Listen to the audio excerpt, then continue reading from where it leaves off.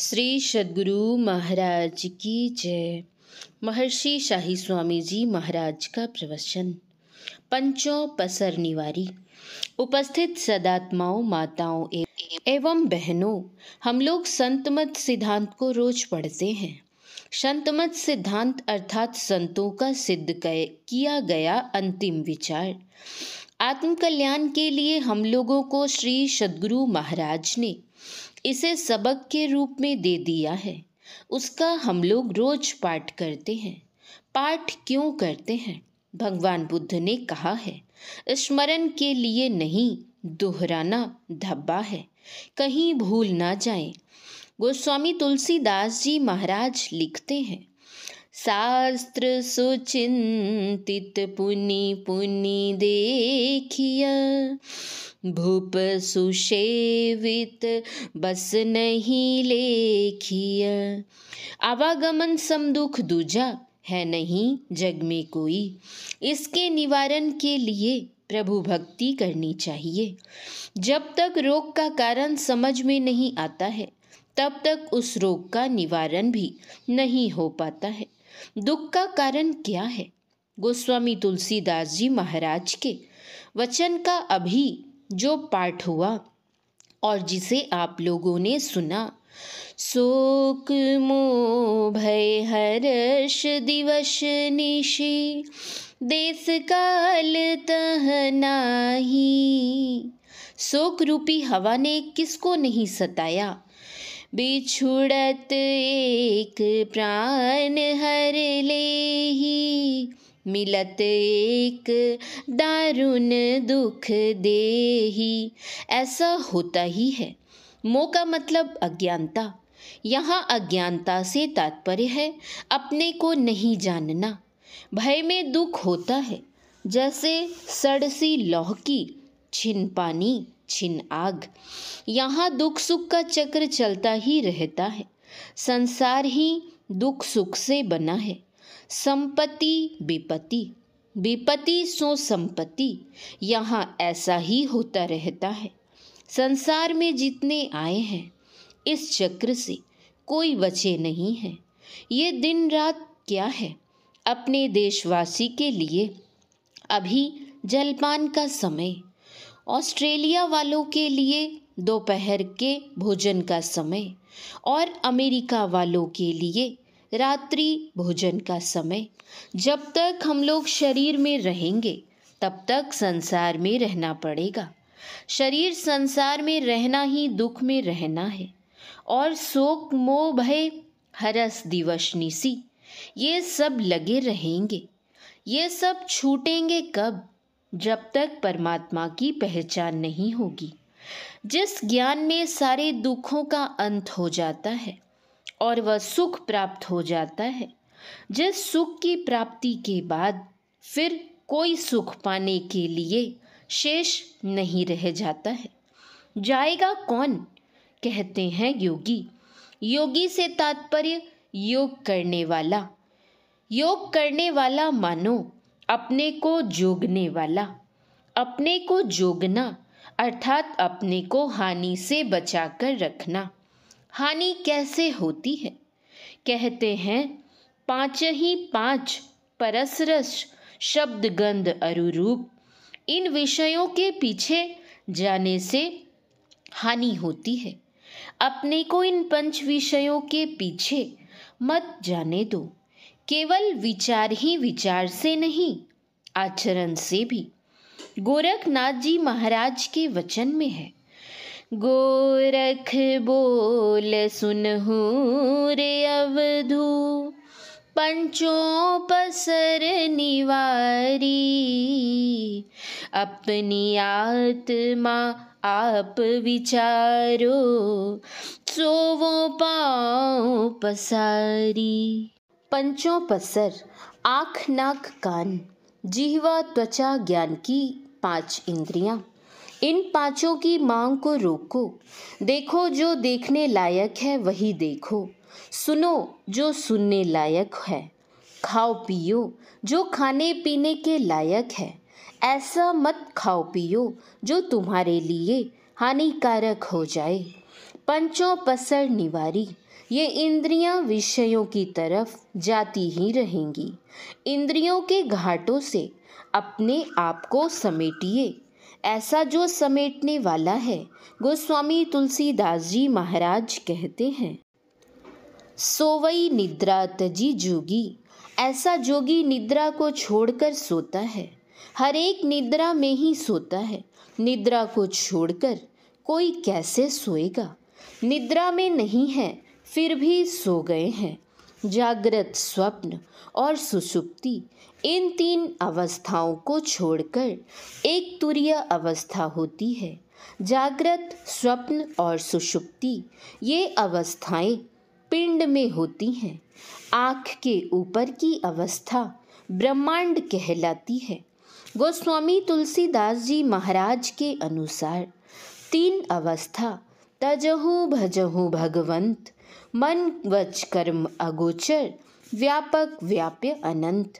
तो भगवान अर्थात परमात्मा ऐसा है। इसलिए सकल दृश्य निज उदर में ली, सोवई निद्रा तजी जोगी।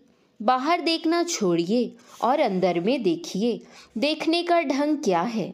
एक होता है फैली हुई निगाह से देखना और एक होता है सिमटी हुई निगाह से देखना। फैली हुई निगाह से देखना परमात्मा की प्राप्ति के मार्ग को छोड़कर बाहर को देखना, तथा सिमटी हुई निगाह से देखना परमात्मा को अंदर में देखना है। दृष्टि फैली रहेगी, मन फैला रहेगा कहाँ? संसार के प्राणी पदार्थ में।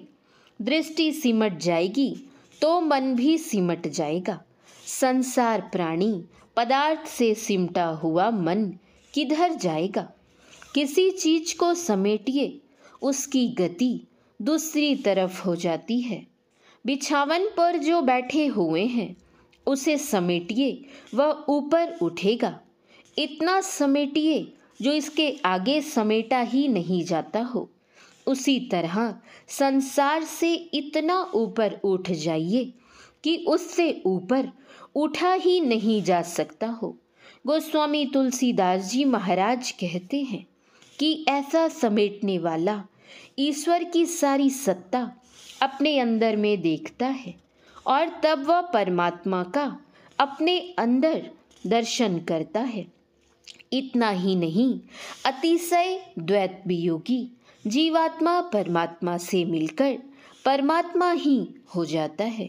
संत तुलसी साहब के वचन में है, सुने एत की न जाइयो, जिन्हार देखना, अपने में आप जलव ए दिलदार देखना। पुतली में तिल है, तिल में भरा राजकुल का कुल, इस परद एशिया के जरा पार देखना। 14 तबक का हाल आया हो तुझे जरूर। देखने के ढंग से देखोगे तो 14 लोकों का हाल तुझे मालूम हो जाएगा। गुरु नानक देव जी महाराज की वाणी में है कि ऐसा जो करने वाला है वही है योगी। एक दृष्टि कर समसर जाने, जोगी कहिए सोई। यह दोनों दृष्टि की धार को जो मिलाकर एक करना जानता है वह है योगी। क्या होता है इससे? सतगुरु भेटे ता सहसा टूटे, धावत वर्ज रहाइये। निझर झरे सहज धुन लागे, घर ही परचा पाइये। मन की दौड़ धूप समाप्त हो जाएगी। आपके अंदर ज्योति की वर्षा होने लगेगी, सार शब्द होने लगेगा। इतना ही नहीं, नानक जीवतियाँ मरी रही है, ऐसा जोग कमाइए। ऐसे जोग की जो कमाई करेगा है वह जीवित, लेकिन जीते जी मरे हुए के समान है। मर गया तो क्या हो गया? उसे गाली दीजिए या लाठी मारिए, फूल चढ़ाइए या दीप दिखाइए, जो मर ही गया उसके आगे चाहे कुछ भी कीजिए उसे कोई अंतर नहीं पड़ेगा। उसी तरह जिन्होंने साधन विशेष के द्वारा अपने आप को ऐसा बना लिया, सारे दुखों से, सारे क्लेशों से सदा के लिए छूट गया। मुर्दे को फेंक दीजिए पानी में, वह नहीं डूबेगा।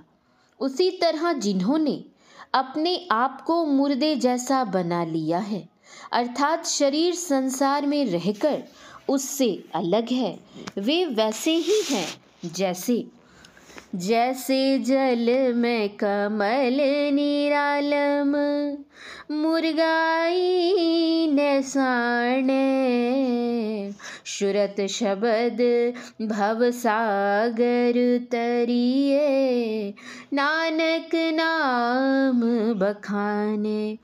किसी ने महात्मा से पूछा, महाराज जी, सुनते हैं कि शम्स तबरेज की खाल खींच ली गई, बंदा वैरागी को उबलते तेल की कड़ाही में डाल दिया गया, मंसूर के हाथ पैर काट लिए गए, ईसा मसीह के शरीर में कीलें ठोक दी गई, फिर भी ये लोग हंसते रहे। इसके पीछे क्या राज छिपा हुआ है? महात्मा जी बोले, तुमने नारियल को देखा है? एक कच्चा नारियल होता है, एक सूखा, दोनों के अंदर गरी होती है। जब तुम कच्चे नारियल को तोड़ोगे तो नारियल के साथ साथ गरी भी टूट जाएगी, क्योंकि उसकी गरी चिपकी हुई है, और सूखे नारियल को तोड़ोगे तो उसकी गरी नहीं टूटेगी। उसी तरह शरीर है संसार में, लेकिन शरीर संसार में रहकर भी उससे अलग है। सबसे ऊंचे दर्जे की यही बात है। हम लोग श्री सद्गुरु महाराज को प्रत्यक्ष देखें। जोगी अनहद बैन बजावे, नाद की उपासना, उस नाद की, उस शब्द की उपासना जिस शब्द पर हमारा आपका शरीर संसार टिका हुआ है, जो शब्द परमात्मा से निकला हुआ है। परमात्मा की मौज हुई, प्रकृति में कंप हुआ, कंप से शब्द हुआ, वही शब्द की सारी सृष्टि है। उसी को ओम, स्फोट, उद्गीत आदि कहकर जनाया गया है। उसी शब्द से परमात्मा की पहचान भी होती है। गोस्वामी तुलसीदास जी महाराज रामचरितमानस में लिखते हैं, बंदो राम नाम रघुवर को, मैं रघुवर के नाम की वंदना करता हूँ, जो सब में रमन कर रहा है, लेकिन उससे विशेष नादानुसंधान की क्रिया है। यह अंतिम बात है। इसको करने के लिए मनोनिग्रह, इंद्रिय निग्रह करना पड़ता है, इसलिए कि मन की धारा इंद्रियों में फैली रहती है। जब तक इंद्रियों से धारा हटेगी नहीं, इंद्रिय निग्रह होगा नहीं, तो मनोनिग्रह कैसे होगा? इसलिए इंद्रियों को प्राणी पदार्थ से समेटिए, मनोनिग्रह का साधन कीजिए। किसी तरह का अप्रिय समाचार मिल गया, चाहे किसी भी अवस्था में हो, वह दुख में बदल जाता है। एक क्षण पहले सुख लगा था, खाने का सुख लगा था, पीने का सुख लगा था, अप्रिय समाचार मिल गया, सब दुख में बदल गया। ऐसा क्यों? इसलिए कि मन स्थिर था, अप्रिय समाचार सुनते ही मन चंचल हो गया। मन की स्थिरता में सुख है और मन की चंचलता में दुख। इसलिए संत कबीर साहब कहते हैं, संत सुखी मन जीती हो। संत को रहने के लिए घर नहीं है, शरीर पर कपड़ा नहीं है, पेट में अन्न नहीं है, फिर भी वे सुखी हैं। आप अच्छे मकान में रहते हैं, शरीर पर अच्छा कपड़ा है, खाने के लिए अच्छी अच्छी चीज़ें हैं, लेकिन आप फिर भी दुखी हैं, क्योंकि मन ने आपको जीत लिया है। और चूंकि संत मन को ही जीत लेते हैं, इसलिए सुख की अवस्था में रहते हैं। संत कबीर साहब कहते हैं, 5 जना की जमाती चलावे, तास गुरु में चेला, कहे कबीर उनी देश सिधाए, बहुरी न इही जग मेला।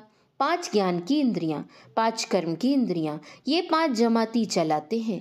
कहे कबीर उन्हीं देश सिधाए, कहते हैं उस देश जाने के बाद फिर लौटना नहीं पड़ता। संसार की तरफ जाने से रोकने के लिए जप कीजिए, जप करने से मन का संकल्प मिटता है। अगर जप नहीं करेंगे तो मन संसार के प्राणी पदार्थों में लगा रहेगा। जप करने से मन उधर जाने से रुक जाता है। पूरा का पूरा मन रोकने के लिए ध्यान कीजिए। जो गुरु ने बताया है उसी के अनुकूल कीजिए। पहले स्थूल ध्यान कीजिए, राम भगवान का या कृष्ण भगवान का या संत सदगुरु का ध्यान कीजिए।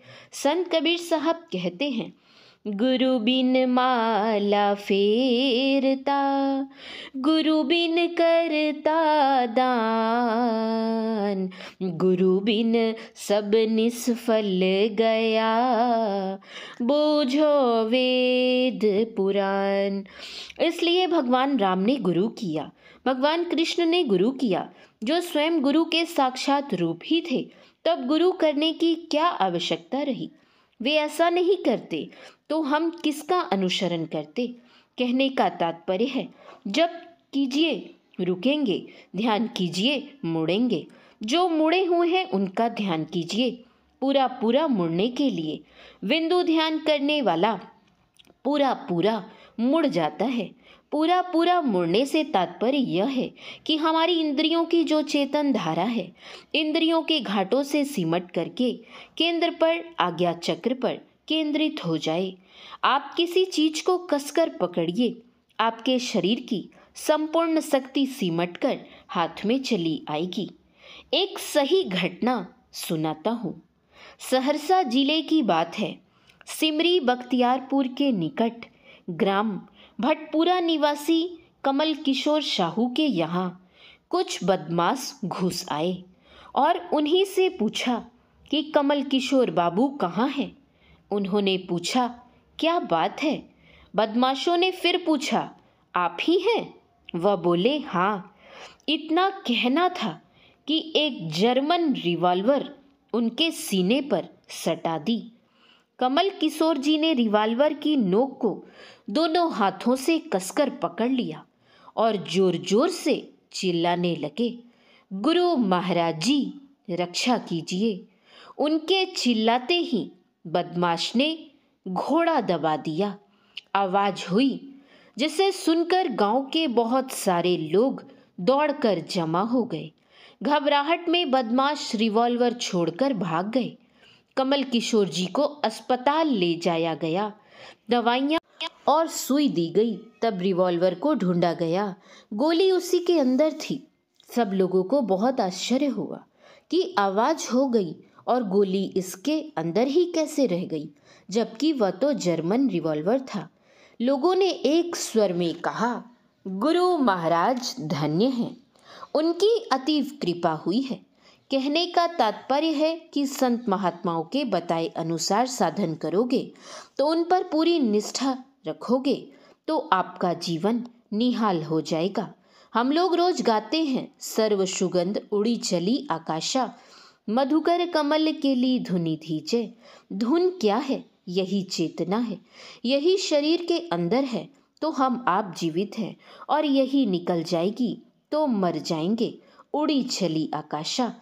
दृष्टि साधन की क्रिया को कीजिए। तमाम इंद्रियों से चेतन धारा सिमटकर आज्ञा चक्र में एकत्रित हो जाएगी। श्री सद्गुरु महाराज की जय। यह प्रवचन पटना जिलाधिवेशन के मंच पर प्रातःकालीन सत्संग में शिवाजी पार्क कंकड़बाग पटना 20वें दिनांक 11/12/2000 ईस्वी को हुआ था। महर्षि शाही स्वामी जी महाराज के प्रवचन का कुछ अंश पढ़ा गया है। श्री सद्गुरु महाराज की जय। श्री सद्गुरु महाराज की जय। श्री सद्गुरु महाराज की जय।